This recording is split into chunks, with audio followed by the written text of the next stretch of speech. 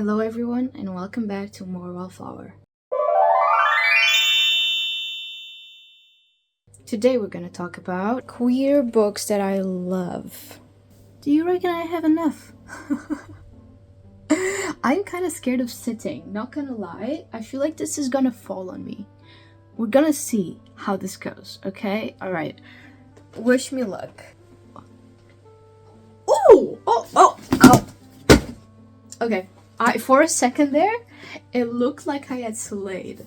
And then it decided to slay me instead, you know? Okay. I'm just gonna... Whoa! We're surrounded by books. That actually hurt my hand. I got a wound on my hand from that. I don't think you can see on camera. It's very small. Do you see? There? It took out a bit of skin. And they say reading isn't dangerous. Oh my god. Let's talk about my favorite queer stories. Starting off, a lot of these are not gonna be surprising at all. I feel like probably none of these actually will be surprising. Let's start off with the Heartstopper series. This was written by Alice Oseman. If you haven't read this, are you living under a rock? Like, come on, get on it, it's time. And this is just a cozy little romance between two boys, and they are in high school. And it's just a coming of age story about these boys and their friends. And it's so nice and wholesome, and I love it. And on that same note, I would say everything that Alice Oseman writes, I love. So we have Solitaire, which is about the sister of one of the guys from Heartstopper. We have Loveless, which is about an ace character, and it takes place at university in Durham, actually. Then we have Radio Silence, which is about one of the friends of the guys in Heartstopper, and it also has like demisexual representation, and it's just this one, honestly, chef's kiss. This one from all of them. This one, if you're gonna pick up one of them, pick up Radio Silence. We also have I Was Born for This by Alice Oseman. You have the novellas, Nick and Charlie, This Winter, and whatever else I'm forgetting. Oh, actually I had Nick and Charlie right here. There you go. Fun fact, I lent this to my friend Paula and she ripped out a bit of a page accidentally. Let me see if I can find it. Oh, there it is.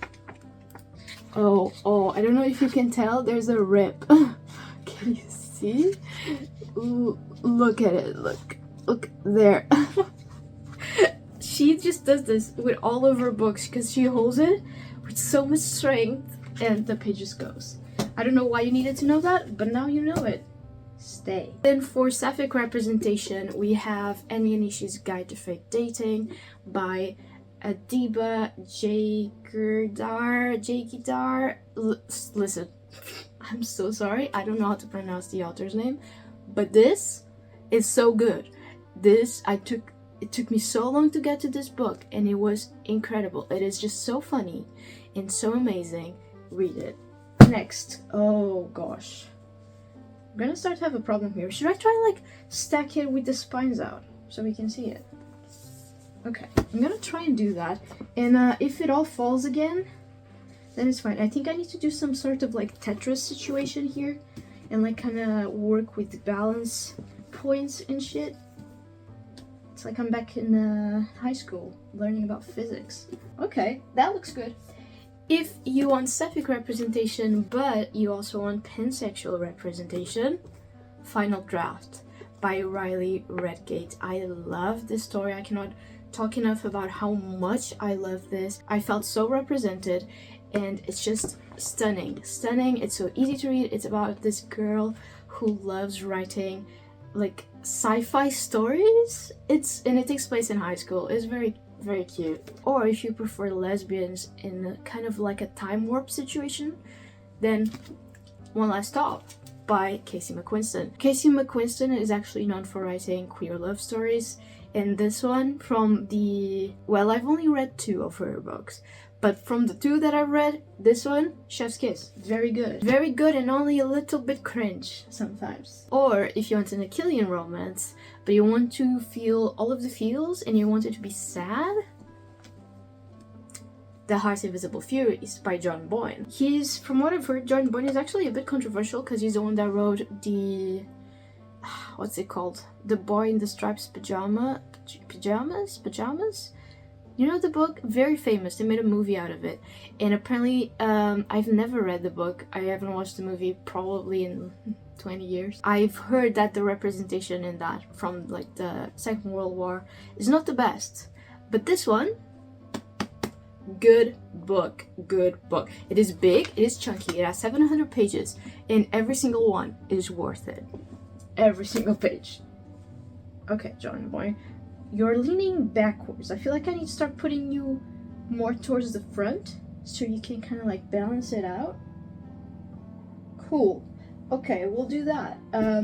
Next, if you prefer a series, then I recommend the Montague Siblings series, I think it's called. I only have these two here. The first one of the series is actually back in Portugal, and it is The Gentleman's Guide to Vice and Virtue, which follows the oldest brother who is gay.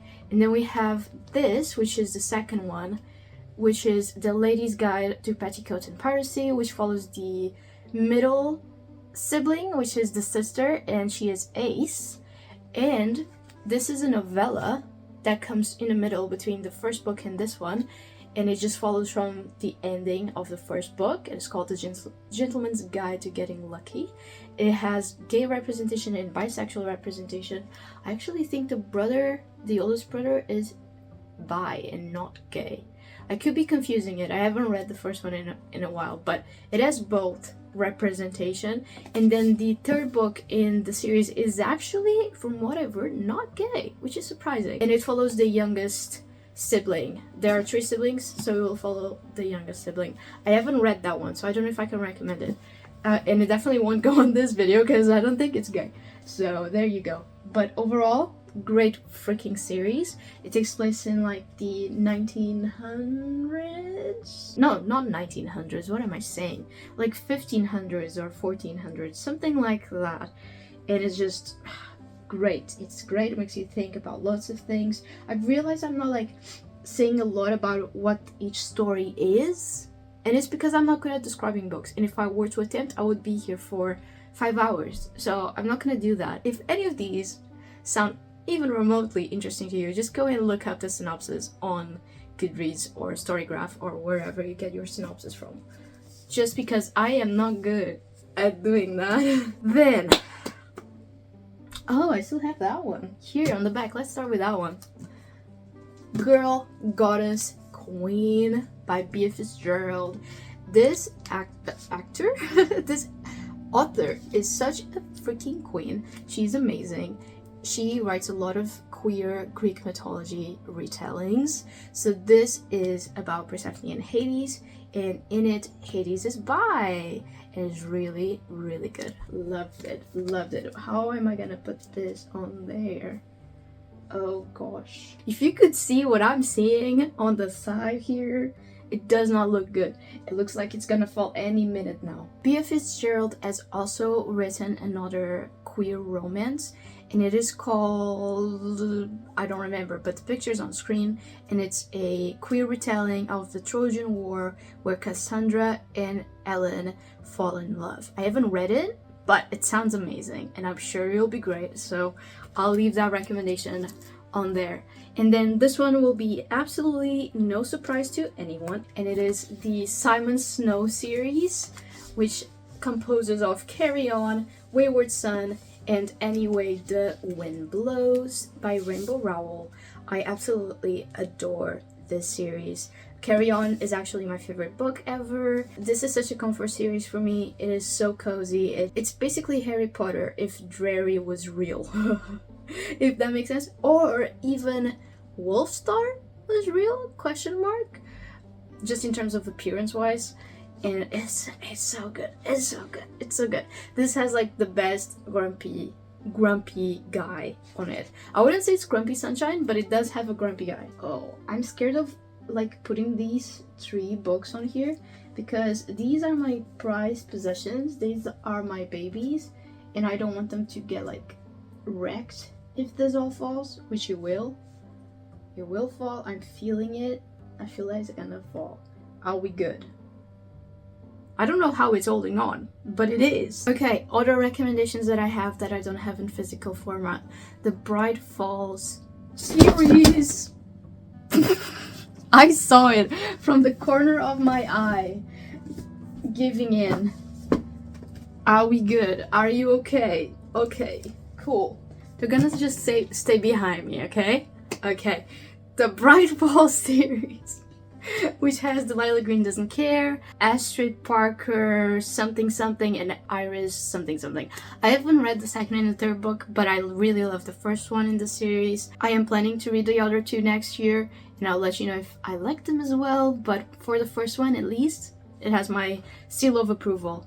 Then I would recommend, this isn't a queer book, but it was written by a queer author, so I think that counts. And it is O Anjo Mudo by Albert. This is a Portuguese book, and I don't think there's a translation for it, so go at it. If you know Portuguese, I will definitely recommend. It is, be prepared to like be a bit angsty. It is a bit angsty, okay?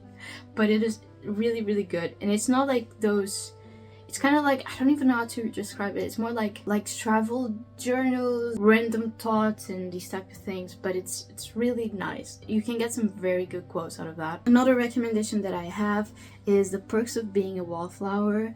Although the main character isn't actually gay, there is a gay secondary character that plays a big role into the story. So I would recommend.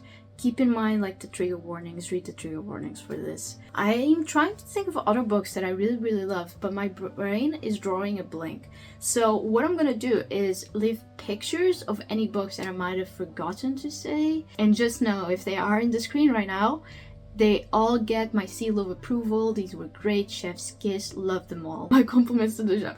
Okay, and this is gonna be the video for today. I hope you enjoyed it, and I will see you in the next one. Bye!